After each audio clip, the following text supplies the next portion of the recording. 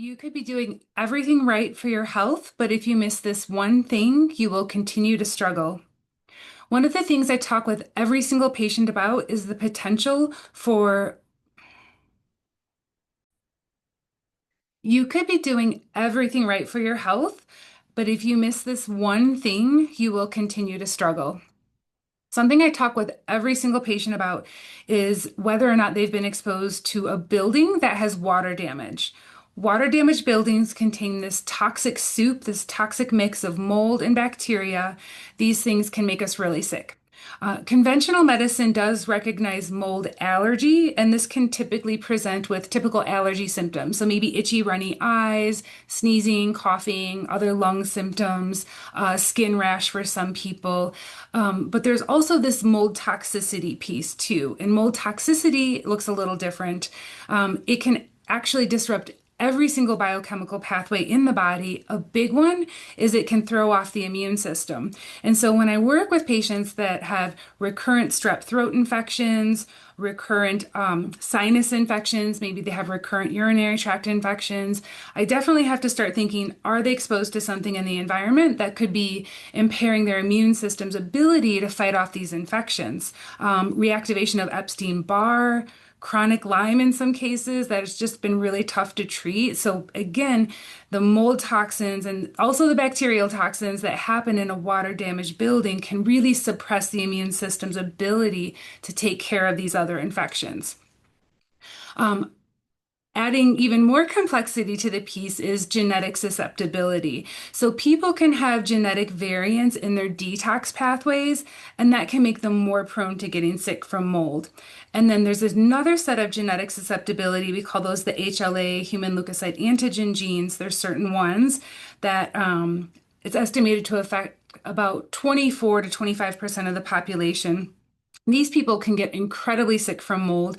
Basically, their immune system doesn't recognize mold as foreign, so it doesn't tag the toxin and clear it from the body the way the other 75% of the population can. So these are the people we might see with diagnosis of chronic fatigue syndrome, fibromyalgia.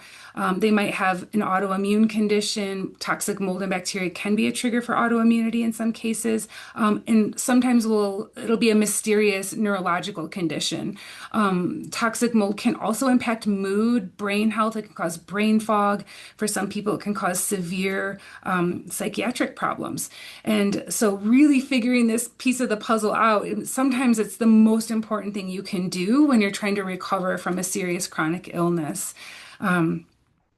And so, what are some things you might need to look for? So, I mentioned some of the symptoms, but remember, it can disrupt any biochemical pathway, and we all have genetic susceptibilities, and then we all have kind of our weak links. So, I might work with a family that's exposed to mold, and mom will have hormone problems and mood challenges. Dad might have an autoimmune condition. One of the kids has ADHD, and then the other kid seems fine. So, everybody has a completely different health picture, but you clean up the mold in the environment, mom gets better, dad gets better, the child no longer has ADHD, and then the other kid is still fine. So that's just one small example. But again, I just want to really drive home the point that you can have mold exposure within an entire family, and each person has a different set of symptoms, and that goes back to each person's just unique diet, lifestyle, genetics, just how it all comes together for them. Um, and so you might be wondering, how do I figure out if I'm exposed to mold?